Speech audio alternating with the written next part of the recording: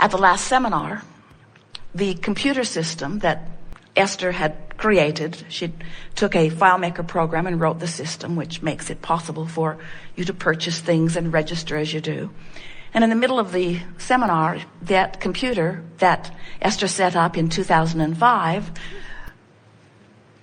said, "I'm ready to reemerge into non-physical."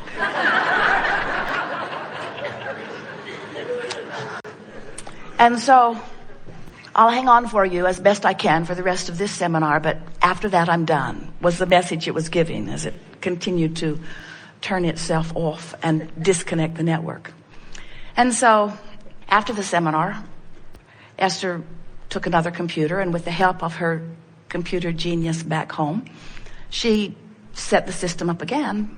But this morning, she was expecting a 7 o'clock phone call from Jeannie to let her know that all was well.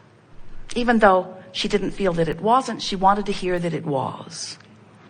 But the phone call didn't come because there is no telephone reception here. Esther carries every cell phone system known to man, and all of them said no service. So Esther's standing on the chair, hanging out the window, reaching for a bar. Maybe if I can get taller, I can get a bar. And she managed to get a signal off to Jeannie, and Jeannie said, "I left you a message," and then the phone cut out.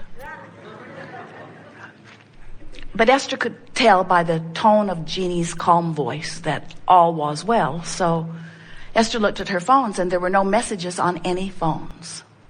And then about an hour later, her phone went, and she looked, and there was the message that had come in at 7:01. So even though the message had been transmitted by a very well-meaning transmitter, it had not been received because there was no vibrational frequency equivalent. In other words, there are all kinds of things that from your place of sifting and sorting, you launch your rockets. You launch your rockets, and they are received, and they are held there for you in the cell phone service in the sky until you get within range. And when you get within range, you'll get your message. But it's up to you to get within range, you see. Because it does not matter how well the signal has been transmitted. It does not matter that all that is, the energy that creates worlds, is tending to your vortex of creation. But you've got to get in the vicinity. It's all up to you. There is not one other who can bring you within range. Oh, we can coax you, and we do. We can tell you about who you really are. We can hold you in conversation. We can wave Esther's arms around and move around and offer words with never-ending stream. We can rope you in to our consensus of thought. We can do everything we can to gain your attention until we have talked you into the vibrational vicinity of who you are, where you get glimpses of what you want. But for you to get into the vortex on a consistent basis, these things are required of you. First, you must accept that you are a source energy being, and that only a small part of that source energy being is represented here in this physical body that you know as you. Next, you must accept that this physical being that is you is of immense importance to all that is, that there is no diminishment by the comparison of you and you. You are important to the whole, and you came for the pleasure of the experience of creating. You came to sift through the contrast, and most of all, to give birth to desire, because that is at the heart of the eternalness of eternity. If you cannot come to a new conclusion, then nothing moves forward. But don't worry, you can't hold it back. It is set up that perfectly. So you launch your rockets, and Source holds them. Next, you must accept that there is a vibrational reality that exists before all physical realities, and that vibrational reality is the forming of your creation in the same way that the vortex of creation formed this galaxy, this planet, this system that you live within. All that you see and all that you know that is physical in nature was born out of an idea that was held by more until over time and in consistency of the idea, it took form and became the reality that you want to call real reality. We want you to come to the place where you can accept that this vibrational reality is not just sort of kind of real in a dream state way, but that it is the reality that is the precursor to all that you've ever known as reality. It's more real than the reality that you look at. When you see someone who is sick, that is not reality. It is a distortion of reality. In other words, when someone is sick, they ask to be well, and that is the bigger reality.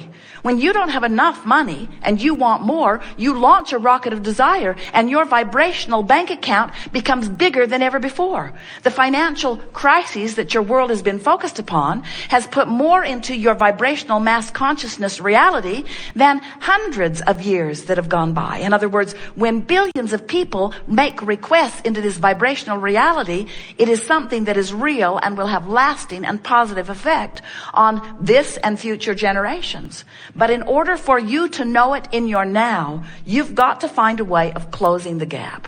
So the things that are required of you in order to be the deliberate creator that you've come forth to be, you must accept the vibrational reality, and you must accept that you are a vibrational being, and you must accept that your emotions are your indicator of your vibrational mix, and you must accept that when you feel negative emotion, that negative emotion is an indicator of resistance within you that you and only you can do something about, and that when you have positive emotion, it is an indication of no resistance or little resistance, and that in that alignment you are in the vortex where you will soon have clear sight, and opportunities, circumstances, and events will reveal themselves to you. It is law. It must be. You cannot fail.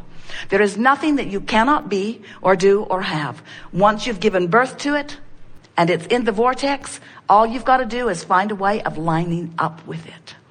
So even though this workshop is based around the powerful law of attraction, the emphasis that we are offering is about the art of allowing, the art of me in my physical form, figuring out how to allow myself into the vortex where all that I want is.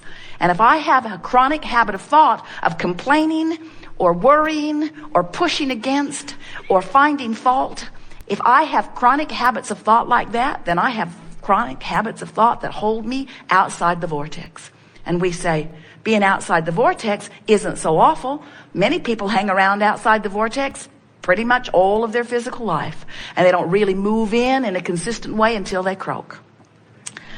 And we just don't think you should have to croak to get in. So through this gathering, you'll say, well, how do I get in? What's the password? What's the combination? And we say, well, since it's your unique vortex, and since you have put everything into it, then you'll be able to feel your resonance or not with it. That's really the key. The key to getting in the vortex is recognizing that the better you feel, the closer you are. And the more often the better you feel, then the more often you're inside. So here's this vortex. Do you accept it? Here's this vortex spinning, and let's say that you are feeling some despair. You are pretty far from the vortex. So even though circumstances and events for all of the things that you've been asking for have already been arranged, you can't see them. Your cell phone's out of range. The message has been given. The clues are there. The path has been carved. It's all ready for you. But you're out of range because you're an ornery toad. And you say, with good reason, this happened, and this happened, and this happened, and this happened, and this happened, and this happened. And we say, we didn't say that you're not justified in your negative emotion, but we will never say that your negative emotion, no matter what its reason, is justified. In other words, you're justified in the sense that you didn't make it up. But from our point of view, there is no excuse in the world that is big enough to keep you outside of this vortex where everything that you want is. It must just be a misunderstanding. We do not think that you would deliberately hold yourself away from who you are, from all you are, and from all you want. You must just be doing it because you don't know any better, or because you've got habits of thought that are a little hard to break. So This gathering is about figuring out how to change those thoughts and therefore change that vibration and therefore change that relationship and therefore change that emotion and therefore change the way things are manifesting in your experience. Now, we've been a little heavy here because you are powerful in your desire and you're doing extremely well. Look how well things are going. But in order for things to go even better, you've got to make peace with how things are already going. Seems like a backwards approach. When we say to someone who doesn't have something they want, well, you just have to make peace with it. They worry. They say, if I make peace with it, won't the universe say, oh, she's happy with that. Don't bother going to work for her.